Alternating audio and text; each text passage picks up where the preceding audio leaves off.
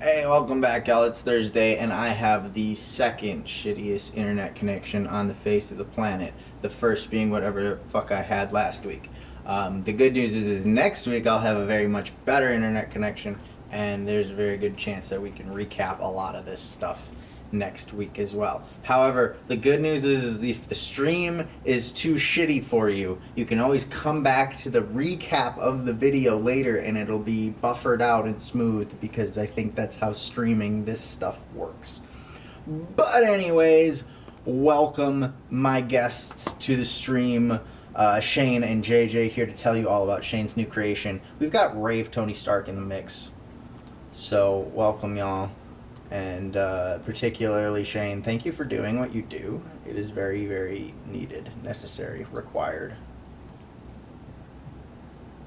Yeah, no problem. Thanks for having me. Thanks for all the help you guys have given me getting this this project ready to go. Because it is no small feat, but it certainly is a small package. You know what they say about big feet. You know, I have heard what they say about big feet, and I gotta say, I've seen people with small socks.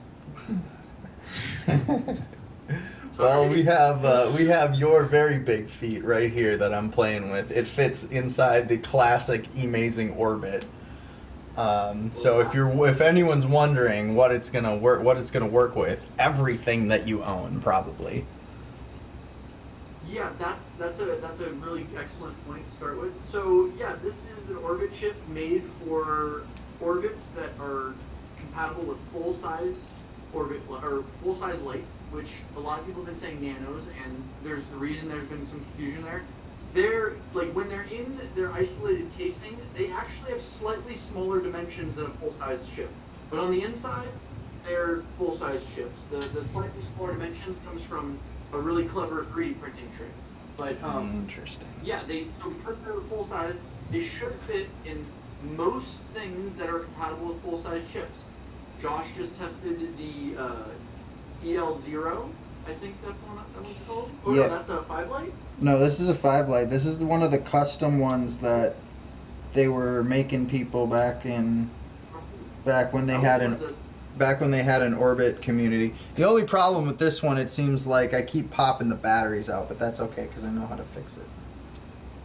Right. Okay. Well, yeah. So that's part of it. So these should fit in most full-size chips, but each individual product still needs to be tested.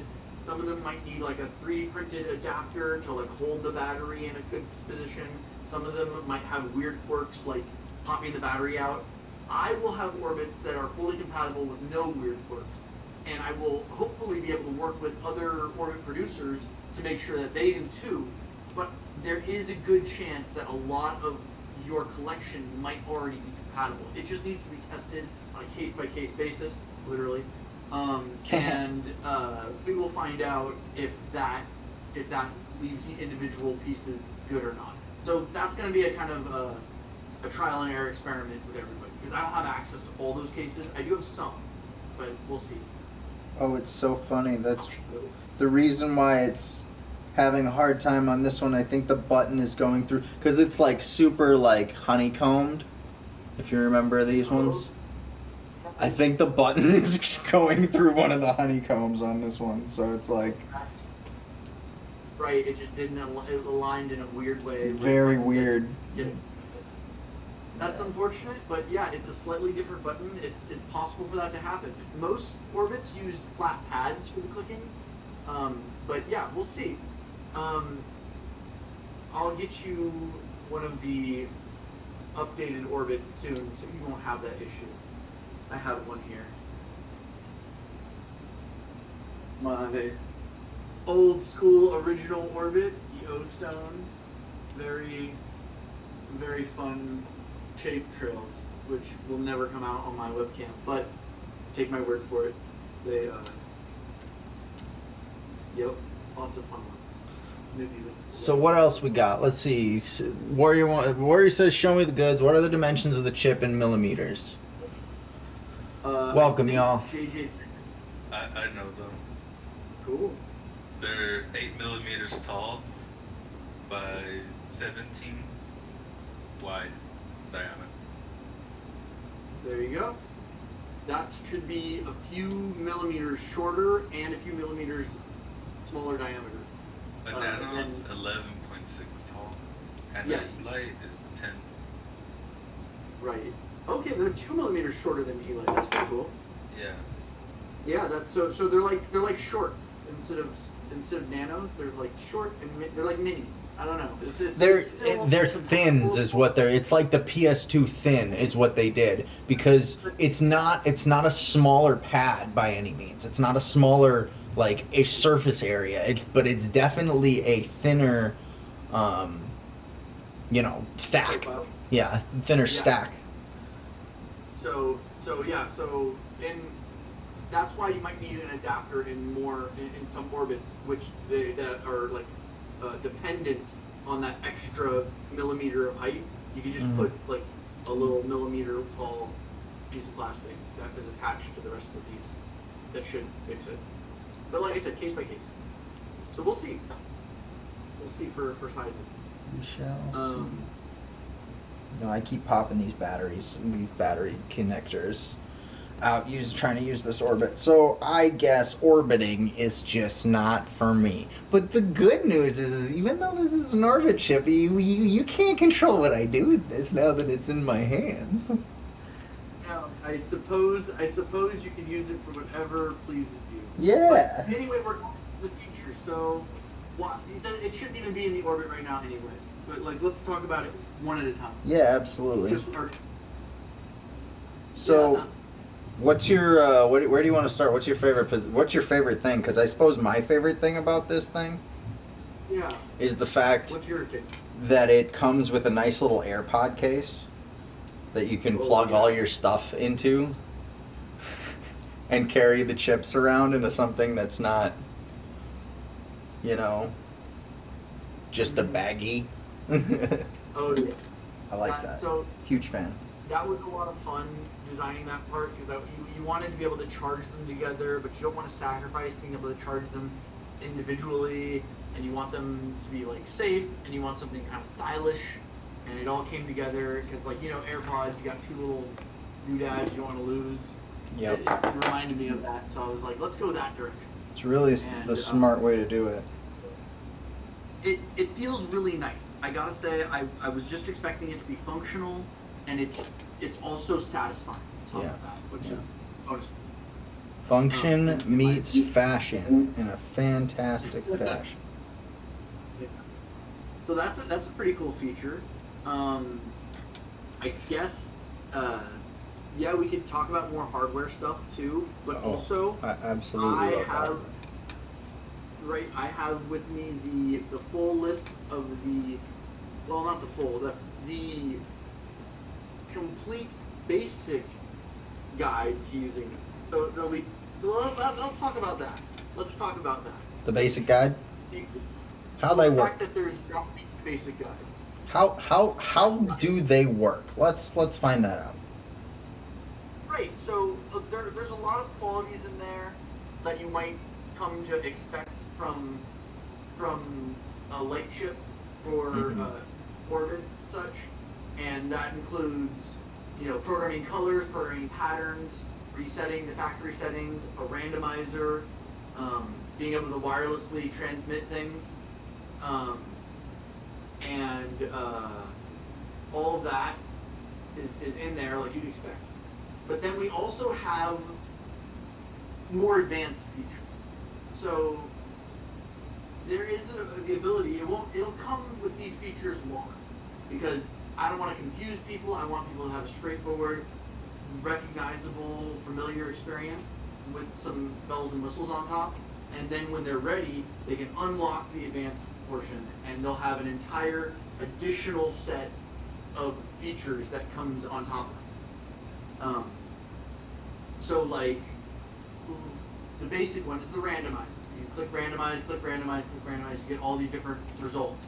But the advanced randomizer will allow you to choose if you only want to randomize the color set, or if you only want to randomize the pattern. And it actually can also, on top of that, generate entirely new patterns that aren't in pattern. So that's a really cool advanced feature.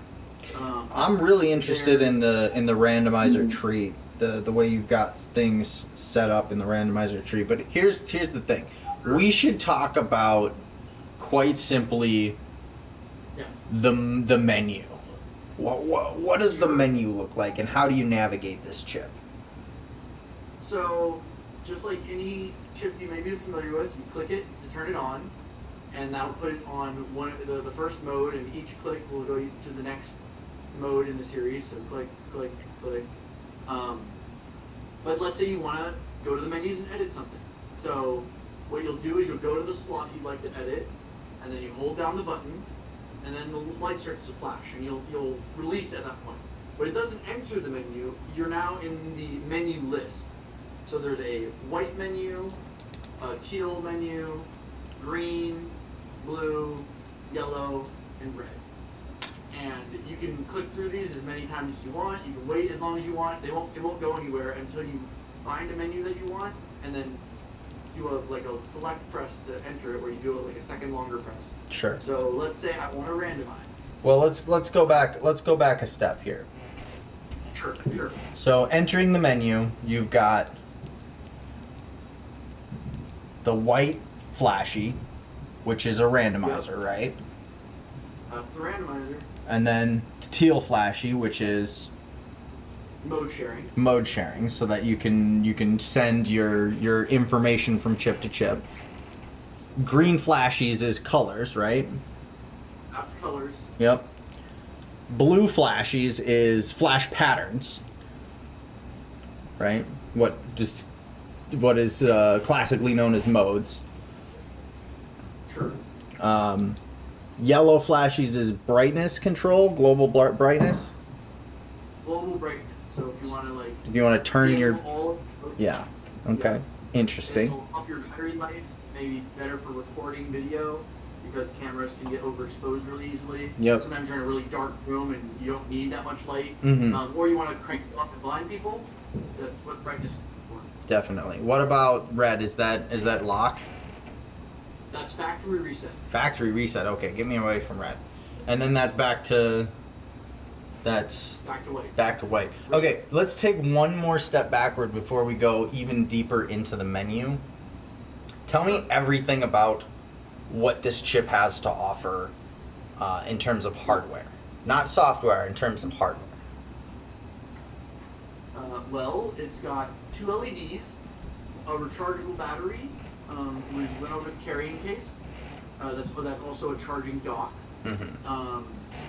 It's got a loud clicky button. Very loud clicky button. That's very satisfying. Tell them about the button. It's a lot. The button selected for being potentially more durable than other chips you may have used in the past, because those buttons tend to wear out over time. It shouldn't underperform those, but it may outperform those, and it's kind of hard to tell because they haven't failed yet, and it takes some time to get them to fail. But they're at least as good, if not better, and as a side effect, also louder and clickier, better, more tactile feedback. Excellent. We love the tactile for sure. The nicest. Nicest click? Yeah. Everybody take this opportunity to smash the like button and share the stream. Share the stream with someone who gloves. Share the stream with someone who's interested in gloving. Share the stream with someone who is interested in light toys. Share the stream with someone who is not interested in this shit at all. I don't care. Share it with everybody. Share it with lightsabers. Share it You with ever have a light where the button just goes flat? That's not gonna happen. Kind of soon. Oh yeah, for Oh, sure. yeah, Like but- you too many clicks and then it just gives out. Yeah. Yeah, I've seen it happen to a lot of lights, and it's because of that pad style button. Mm-hmm. Yes, And that won't exactly. happen. We avoided using that for that exact reason. because it just doesn't seem like a good quality longevitous button. It's a button that is good for not for like user interface constantly interacting. It's a button good for like pressing occasionally on devices that are good like that. But this is a device where you interact with the button a lot. I guess that's pretty much covers the hardware. You know, there's a rechargeable battery, a button, two LEDs, and a rechargeable. Very, very rechargeable. Rechargeable is, I mean, you might as well say that 3 or 4 times because it is, after all, rechargeable. Right. This big and it recharges. But isn't there? Let me think. What else do we got going for us here? I mean, you can plug this into the computer too at some point, can't you?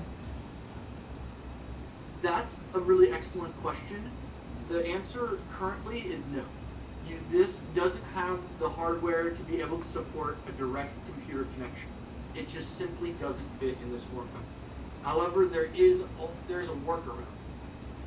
So, by taking advantage of any of the other Stone Orbits products, the Vortex gloves, the Vortex Orbit, the Omega handles, which will all be updated to be brought in line with this, you will be able to plug those into a computer, do all your fun, fancy editing there, and then send them wirelessly straight over to your duos using the mode train. Wait a minute. So you're saying your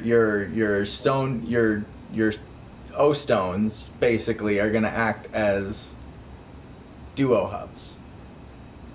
Essentially, yes. That's Any awesome. Of my other products That's crazy. For your duo. That's But cool. on top, we have plans to release a new product that is tentatively named the Chroma Deck, and that one will literally be a dedicated editor-connected transfer device. Interesting. So it won't be a full-on Pro Art toy. It'll just be a storage device for both connecting to a computer, editing mode, storing them, and then transferring them. I like that. I like that. And it can also act as a storage for your other Vortex devices as well. So it's going to be kind of the accessory for everything. The extra. But that one is a little ways off. We're hoping we can get it hammered out in the next couple months. But Speaking of in the next couple months, what's our timeline on these things? So you're giving a beta run, right? yeah, we're doing the pre-sale, and the pre-sale is going to be a small volume of units, because right now we have 3 beta testers actively hammering away at these chips, and they're giving us lots of good feedback. We're finding lots of bugs and fixing them, and overall they're in a really good place where all the features are working and complete, like 99% complete. All the polish is pretty much in, and I just want to make sure that when I start producing them in bulk and sending them out, that they don't start coming up with new unexpected issues, because that would be a nightmare fix. You want a completed product. I really respect the fact that you are so silent about your moves until you have basically a completed product. That's a huge plus in my mind. Yeah, I mean, I hate taking people's money when I have nothing to give them in return, and I hate giving people news about something I can't give them soon. Right. Because there's just marketing, and that's important, but really there's also respecting your audience. Right. There's marketing, and then there's respecting your market. No, yeah, for sure. This is because so basically you're gonna send out 10 sets of these in the next 2 weeks, and then within a month or 2 you're gonna be ready to do the real release. So the next couple weeks, the pre-sale unit, over probably next week, we'll be contacting everyone who will have been selected at that point for the pre-sale. I will work out getting a payment from them, because I'm going to try and give a discount if possible, but it's going to be pretty close to the whole time, because the pre-sale is also a little bit of a fundraiser for the full production. I want to make sure that I can cover any unexpected complications, which are kind of inevitable. But yeah, we're taking a lot of precautions. That pre-sale will take a couple weeks to get ready and into people's hands, and then a couple more, 2, maybe 3 more weeks after that to make sure there's no issues that need to be resolved. and as soon as I feel comfortable with the way the pre-sale is going, I'm sending it on the full first batch, which will be as many units as I can handle, probably close to 100 or more. And that we're looking at like 4 or 5 weeks ish total for release. But I don't want to put a release date on it, so I know that the pre-sale doesn't have any, because there could be delays. If the pre-sale doesn't go well, then that 5 weeks is out. Yeah, no, if every single set that you send out comes back with a different bug, then you definitely going to want to push back that production time a little bit. And I think that people understand that for sure.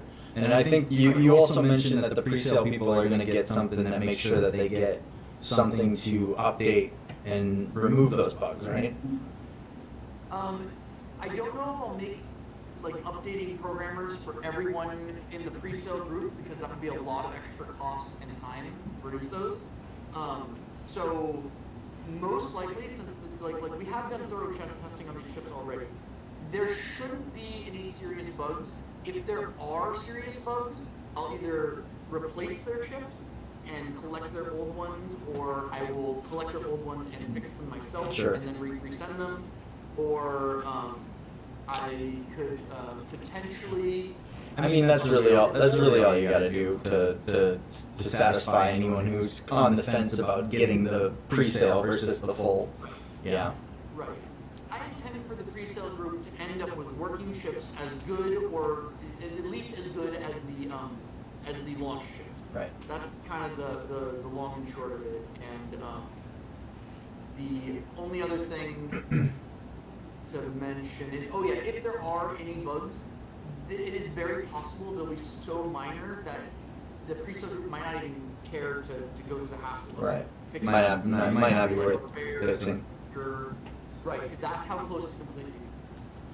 Okay, well, let's talk about how to program them. So we've already talked about how to get into the menu. So you hold, it flashes.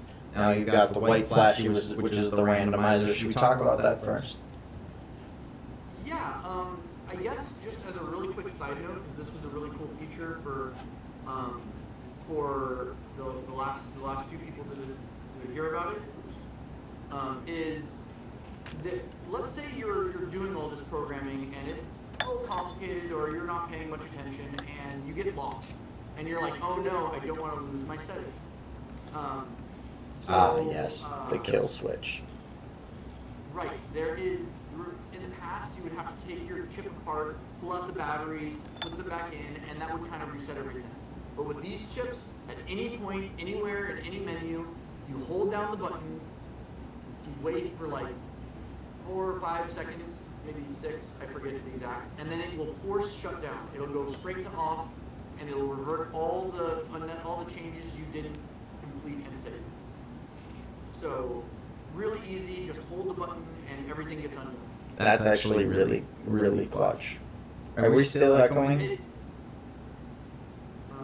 Say stuff. Stuff? Just say. Stuff. Shouldn't be echoing. Well, I'll continue. It's still echoing. Oh, I see why it's echoing. My bad.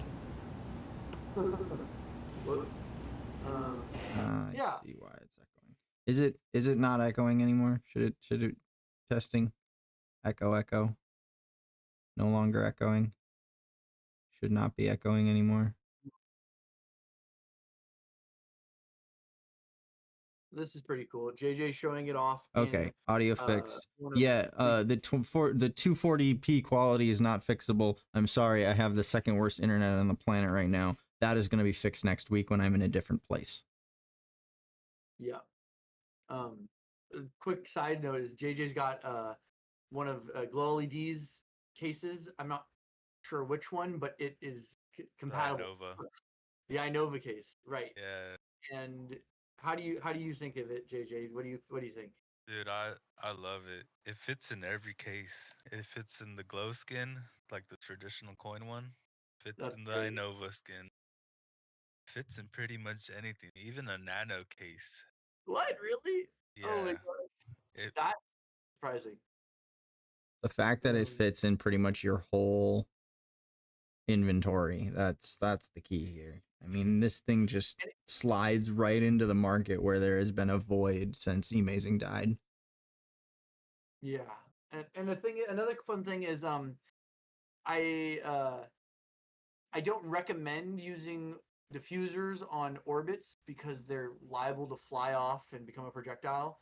But certain orbits can accommodate them, and whatever else you're using with them, they should be compatible with most fusers because the bulbs are standard. There's no difference on the bulb that's sticking out. Anything made for those bulbs should work for these bulbs. Which is another fun thing. Well, what helps them be compatible with all these different existing products. But yeah, why don't we go back into programming? I'm sitting here in randomizer waiting for you to talk about the randomizer. So here we go. Hold the button, go to menus. Now we're in the menus. I go to the white menu where it starts. So I'm gonna do a slightly longer press. Hold. There we go. Now I've entered the randomizer menu. You'll notice once I think Josh, are you on teal? I'm on white? I'm on the first one, the randomizer. It's just the Okay, cool. camera showing you more Okay. blue in the white than Right. I see it now, white.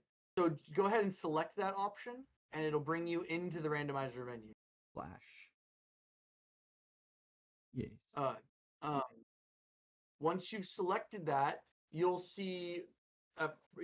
Now we're in the first unique concept for this chip. You see how both bulbs are blinking? We're currently in the bulb selection portion of the menu. So some menus, when you enter them, they'll first make you pick which bulb you're talking about before you can do anything else. So right now it's targeting both bulbs. If you click, it's targeting the top bulb or the front bulb. Click again and it switches to the top bulb.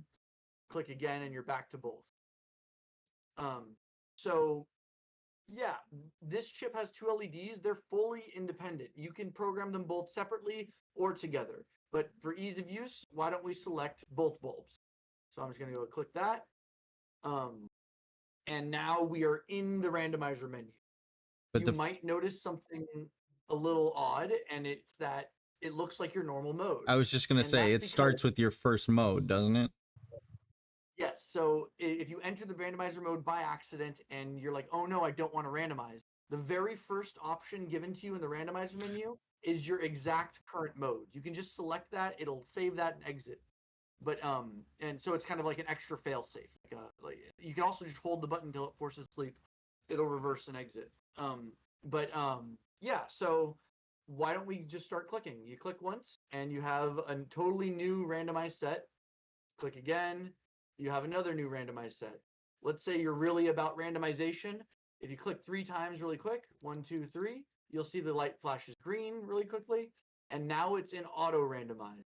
Every few seconds, it will randomize again automatically. So you don't have to keep clicking. But basically, once you go into the randomizer, it randomizes based off of your first mode, right? Yes. So triple click again to turn off the auto random. Now, the way the randomizer works, like you're saying, is it is a properly random randomizer, but it takes advantage of a concept called random seed. Random seed is, you might have seen this in video games like roguelike games where they have randomly generated levels or procedurally generated. Yeah. Procedurally generated. Right. So basically what it does is it looks at what's currently saved to this slot. So in the case of the one we're using, it's a red, green, blue strobe gap. It's a pattern we added, which is strobe with a gap. Strobe gap. So it looks at red, green, blue strobe gap. It crunches that up and makes a special key, and it uses that key to populate the randomizer results. What that means is if I program red, green, blue strobe gap and I randomize 5 times, it will look the same as if Jest programs are red, green, blue strobe gap and then randomizes 5 times. So it's effectively, rather than a randomizer, it's an AI generator almost. based on your first mode, it'll generate a bunch of different things, and all those other things will be identical to any. Based on what you feed into it, it's going to give you the exact same things across every chip. It's kind of like a recipe. Whatever your current mode That's is the interesting. recipe for what the randomizer spits out. It doesn't affect, like, if you put red in your mode, it's not going to put red in the randomizer. All it's doing is it's using whatever your mode is to come up with the secret formula to Mhm. generate this section of the randomizer options. So you can tell someone your formula, your secret recipe, and tell them, program this, randomize 7 times, and save that. That's the special mode that I. Or you could go like program that, or go to default 1, which will always be the same for everybody, and then randomize 3 times, save that, then go back to the randomizer, randomize 3 more times, and that's the mode I'm talking about. That's incredible. Right. It So works so good. it's really cool, and it means that you don't have to wirelessly transfer modes to synchronize. If your chips start the same, they will randomize. Interesting. If they start different, they'll randomize different. Interesting. That's super cool. This whole concept was was conceived of by my co-developer Daniel. He came up the concept of a random seed is not new. We didn't come up with that. Mm-hmm. But the concept of using your current mode as the random seed, Right. that was a really clever concept, and and also just including a random seed where you can recreate results. That was a stroke of genius for sure. And it's really cool because it seems like it's repeating the same things over and over as I keep clicking, but it's not. They're like slightly different the farther I get in. Right, and that's the thing. Every place you start will have an entirely different list of results. Right. Some lists will be better than others, and we're going to try and make it so that the defaults have a good list to start with. But it's a little hard to control. It's just how randomizers work. So cool. So basically what you're saying is all of the defaults will also have trees that are default trees. Yes, exactly. Those default trees are going to become well known over time if the chip sees a lot of popularity. Okay, so this is a really complex thing, and people's brains might be swimming a little bit, but that's fine. Ultimately, long story short, this randomizer is gas. It's not your typical random randomizer. It's actually functional. It's really I hate randomizers, and I love this one. Yeah, I mean it's like a color index. Like that's exactly what it is. It's an index of it's a mode index is what it is.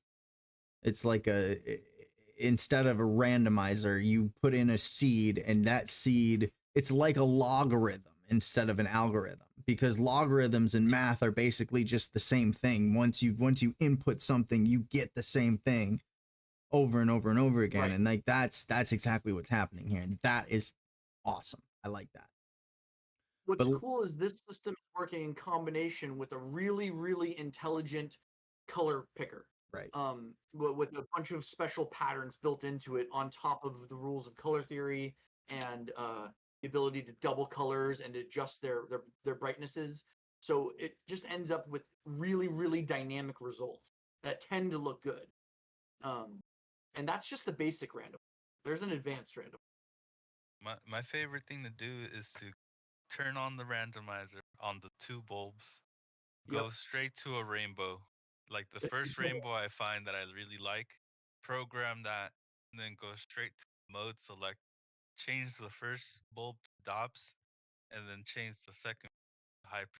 And it's insane what you can do. It doesn't matter what color pick in the randomizer, just get fire every time. Right. It's so speedy. It's like I've never been able to program an 8 color set or a 7 color set. It's so fast. Wow. That's great. Yeah, so that's a lot of what we optimized for. In the design, we wanted to make it so that everything was just like a couple clicks away. To get your idea into the chip, or to get something like your idea into the chip, you don't have to sit there staring at the light. Is this the same color? Is that the same? I don't remember. Like you don't have to recreate something over and over again.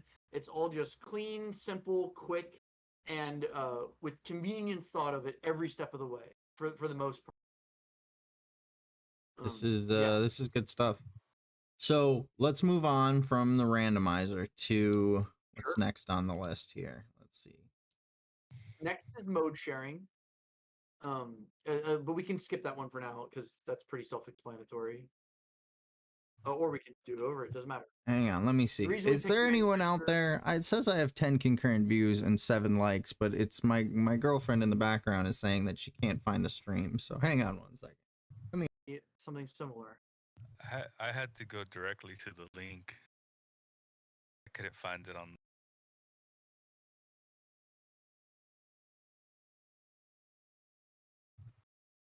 That's really weird.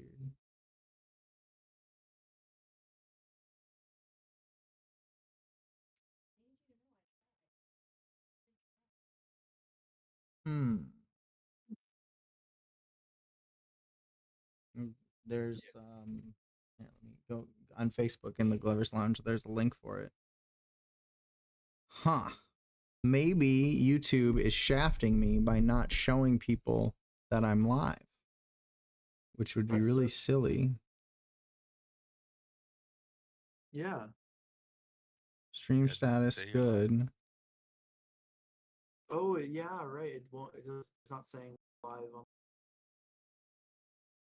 Link works, but the live wasn't showing on your page. Yeah, why? Why is that? Right. It wasn't showing. I mean, I have the stream going on the side and it's buffering a lot. So maybe it's it is your internet, like they're disqualifying you because of the buffering. Okay. Unlisted. That's the reason why. Well, let's fix that. I saw that. I just didn't know what it meant. But now actually. Okay. Now we should be live. Welcome everybody. Sorry if it was unlisted, but that's stupid. I've never unlisted my streams before. YouTube is trifling. Absolutely trifling. Any whoosies, back to where we were talking about programming. Yes. So. Right. So we were going to pick the next menu to go over. But just as a quick comment, the reason we picked the order of the menus the way they are, we have randomizer, mode sharing, color select, pattern select, is because if you are going to randomize, the idea is you're looking for convenience, right? Mm-hmm. So making it the first menu makes it as convenient as possible. And then right after you're finished randomizing, you generally want to mode share to all the rest of the chips that you're using in your Orbit or other toys. Right. And so those being really front and center were optimized for convenience versus someone who's trying to program a full-on set and a pattern and really get detailed about it. They don't mind the extra 2 clicks. I said that. So, I definitely was probably one of the few people who were like, "Hey, why is the chip thing at the very end of the menu? It should not be at the very end of the menu. It should be at the very beginning." Right. Yes. Originally, mode sharing was at the end, and then we realized that's silly. Yeah. Welcome to all the viewers who just influxed because I managed to figure out that I was streaming in unlisted. So welcome. Go back and watch the rest of the stream where we talked about the very beginnings of this. To recap, what we have here is a LED that is rechargeable. It has 2 LEDs on it. It's fully click programmable. And there's also a dog bark feature in the background. So just in case you can't hear it, that's what's going on. Anyways, back to the teal is the chip transfer mode, right? Correct. Yes. So if you're trying to copy one chip to another, you just go to the teal menu. Should we do it? Yeah, let's do it. So let me go ahead and kill switch it because I clicked the wrong thing. I love that. That is such a seriously. Round of applause for the kill switch. I can't tell you how many times I've been like, "Oh, I fucked up," and now you have to reprogram the entire light. Kill switches. Time. It's a lifesaver. Chef's kiss. I don't remember if that was me or Daniel who put the forced sleep feature in there. I think it was Daniel, but we both agreed it was very important, and everyone who's used it really likes it, and we do too. fuck it up when That's when we're good like touch. developing it. There's good touch and there's bad touch. That's good touch for sure. Good touch. That was one thing I hated about the Spectras. Oh, for Oh, sure. Just yeah. having something on my hub that I can't do with the clicks. And Oh. then I accidentally mess it up because I let my friend use my glove set. Oh, that's the worst. You give it to your friend, like clicking, trying to fix it, and you're like, don't know what you're doing. Why? Please, please no. All right. So as much as I want to show the chip transfer mode right now, I think what we should do instead is show how to program a color first and then transfer that color using the chip transfer. So what we'll do is we'll click and hold until we get to the menu and then click past green, and green is colors, right? Green is colors. So we're on green right now, and if we select green, now you'll see that we're on the bulb selection again, because you can actually have a different color set on each bulb. Right. So do you want to program both bulbs or only one? Let's program let's program the top, not the tip, just the top. Okay, so here's the tip, here's the top. I'm gonna select that one, boom, and now we're in the color set. A fun thing you'll notice about the color select is that you don't program all the colors at once. You program each color individually.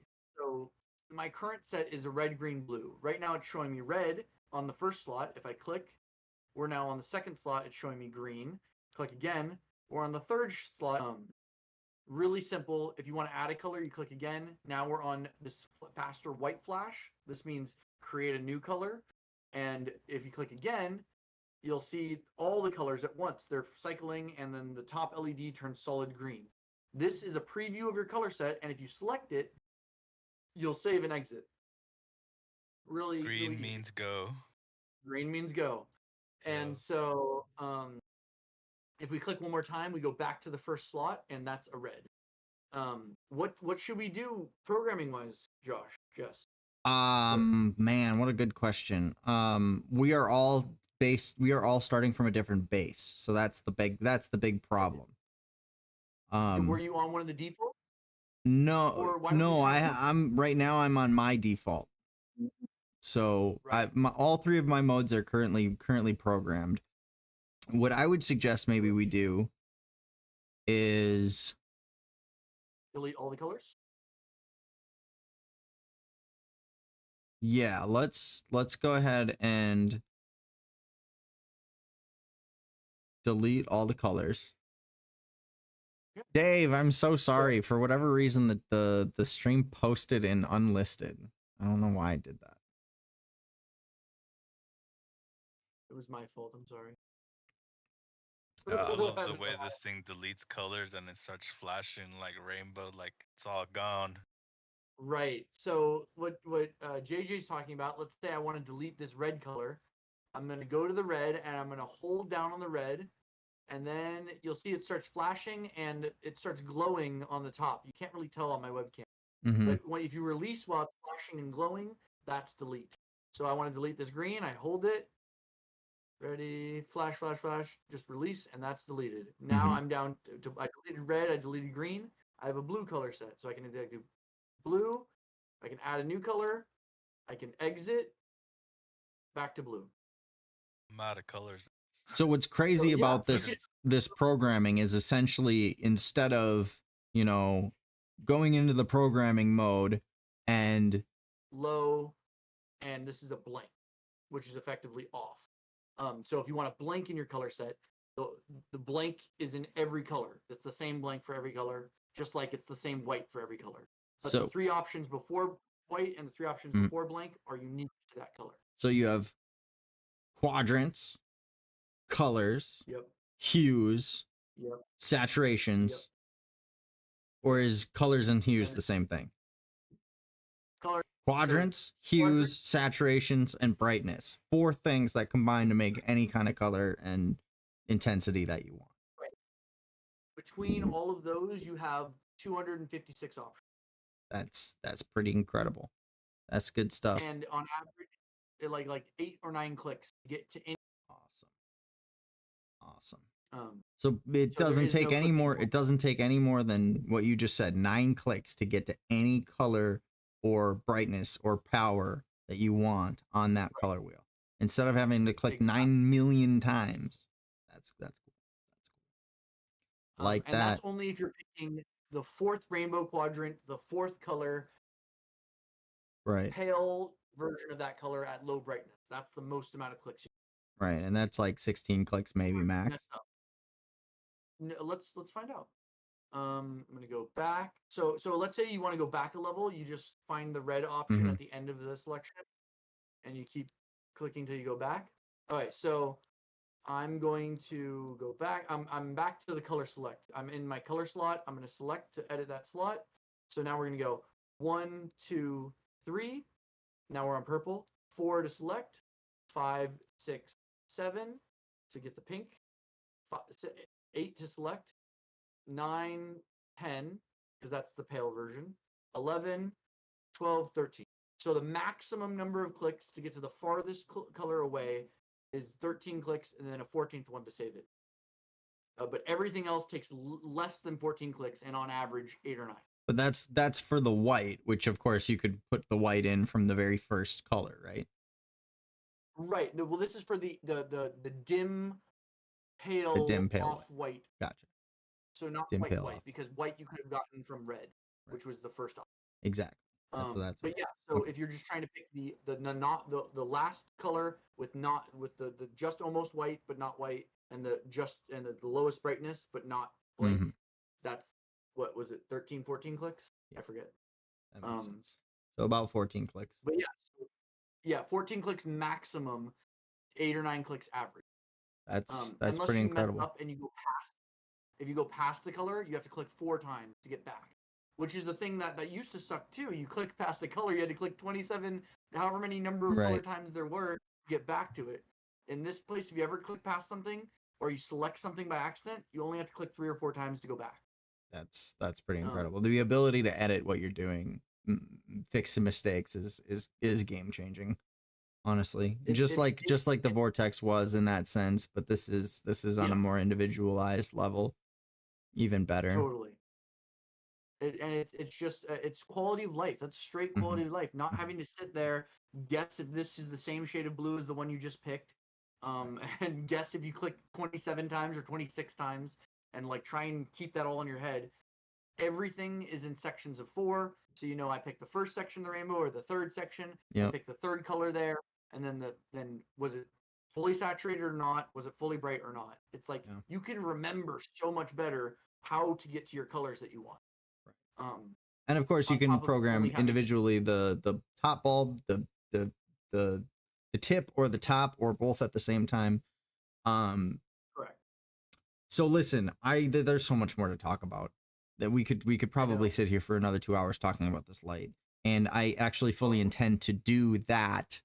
Except that I have, like I said at the beginning of the stream, the second worst internet on the planet right now. Right. I'm going to have very good gigabit internet next Thursday. Let's reconvene next Thursday to talk more about this light. In the meantime, there's still 7 people apparently in the chat. If any of you guys are interested in getting the no wires, Skylar, no wires whatsoever. If any of you guys are interested in getting on the beta pre-sale list, this is not a free set. It is a pre-sale of 10 individual sets of these lights that you can then troubleshoot. Hit up Shane. Yeah, like I said, there's not much left to be done. If there are bugs, they are minuscule and inconsequential, most likely. This is like a final safety test to make sure that statement is 100% true before I give the people who start having problems and getting upset. And I don't want to give that experience to people. I'm using, to put it frankly, guys, I'm using the alpha set. You're getting a beta set. I'm using the alpha set. I use the alpha set in my competition run at UGC. The alpha set is absolutely production quality in my mind. Fantastic. So Thank you. if you're getting a set after that, then you're probably good to go. That being said, any bugs you find, anything that happens, let Shane know. He'll fix it for you. Right. And also there's only one spot left. He's got 9 names. He needs the 10th name. So if you want to get on that list, Shane, how are you gonna go about doing that? How you want them to email you? Well, right now I have a post on my Facebook and Instagram account. If you haven't already commented there, please do so. That's a great way to get your name in the running.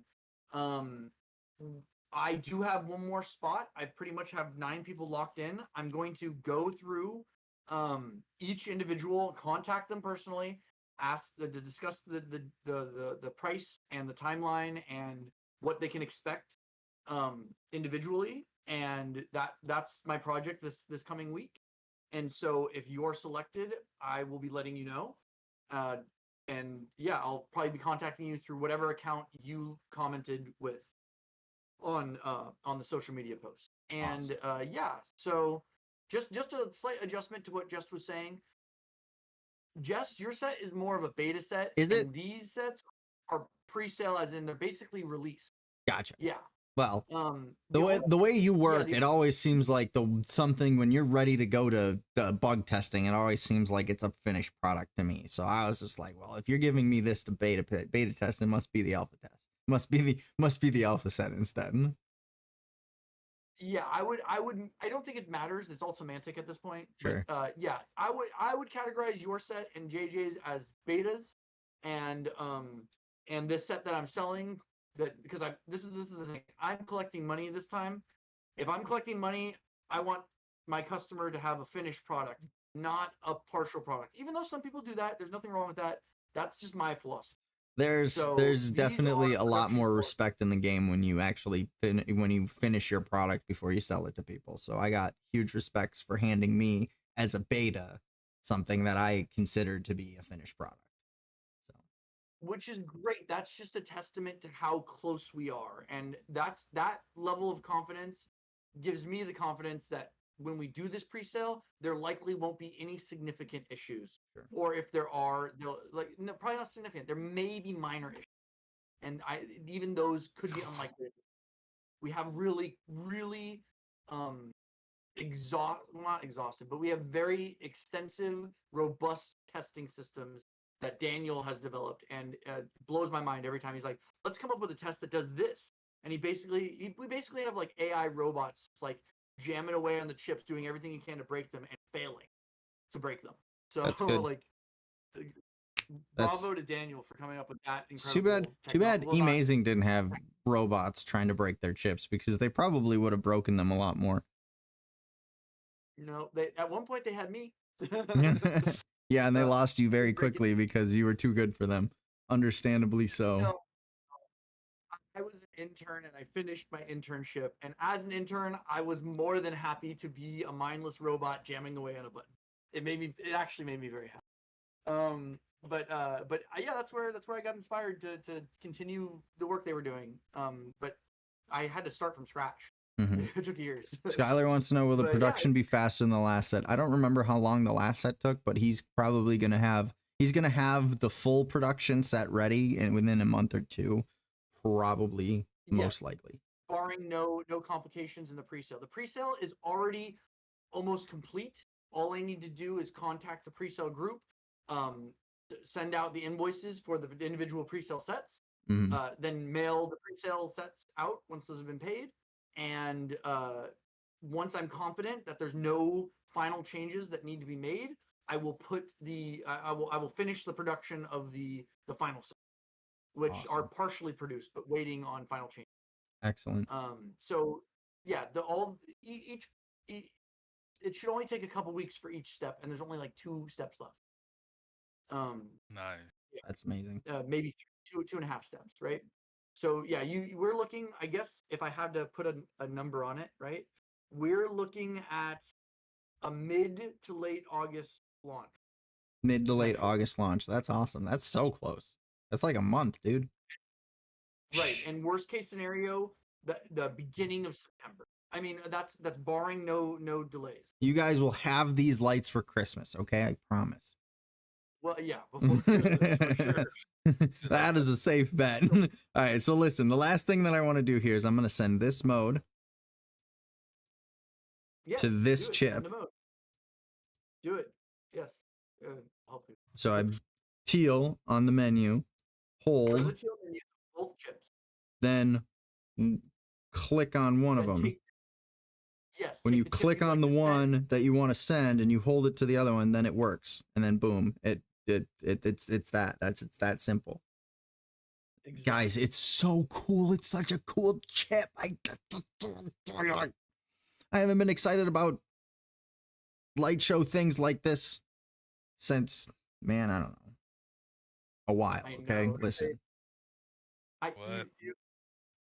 Yeah, it felt so weird to be an orbit company that hadn't produced an orbit in like over a year. So it's nice to finally be back into the orbit section of things. And Orbit. Yes, I'm definitely going to be orbiting with this chip. Yes, correct. Yes. That's the thing. What's cool for people who are sick of chips in general, because I think especially for orbits, what's cool about chips is it's so modular. Mhm. Everybody's product under the sun is compatible to some degree. You know, everyone's got something. Yeah. And you can take them in, you can take them out, you could transfer from one set to another, you can have multiple orbits, you can have handles. That's great. But I still think that for orbiting, the best design is a fully integrated set. And so there is plans for a compatible with the Vortex system, fully integrated Vortex style orbit that's not a Vortex and will be a lower cost. But yeah, these are future secret announcement plans, things. You More orbits have coming soon. You have such potential to make so many cool light show toys, which is why I have the nickname of Rave Tony Stark for you. I'm really excited to see some of your other stuff. Who knows? Maybe we'll make a lightsaber or something. But it's not out of the question. It's so, just out of scope at the moment. Yeah, definitely. But yeah, so many plans. I can't wait to get the Vortex editor all up to date with all this stuff. Some of you may have been using the Vortex editor already, but once the duos are finished and the Chroma deck is finished, the Vortex editor will be fully compatible with all of that, and there might be some extra goodies coming to an internet near you with other features. Mm-hmm. So that will be it for this stream, but catch me next week on good internet and we will be back again. I'm sure we'll have Shane back and we'll have JJ back and potentially Sari will have her set by then. So we can have the dream team back on the scene doing some finger wiggles potentially with the new duo light that Shane has so graciously gifted our community, even though it is designed for his community. It is absolutely it's a godsend to both of us. So it's all about the floor. I'm here for it. Honestly. I'm here for it. Anyways, thanks again, both of you, for being here. Thanks to all of you guys for sticking around for the whole stream this time. Don't forget to share the stream. Go and rewatch it, because once it's up for a while, it'll be up in higher quality and won't buffer and all that stuff, so you can get the details in a little bit easier way. But that's it for me this week. Thanks for watching, and don't forget, it is way better to be weird than boring.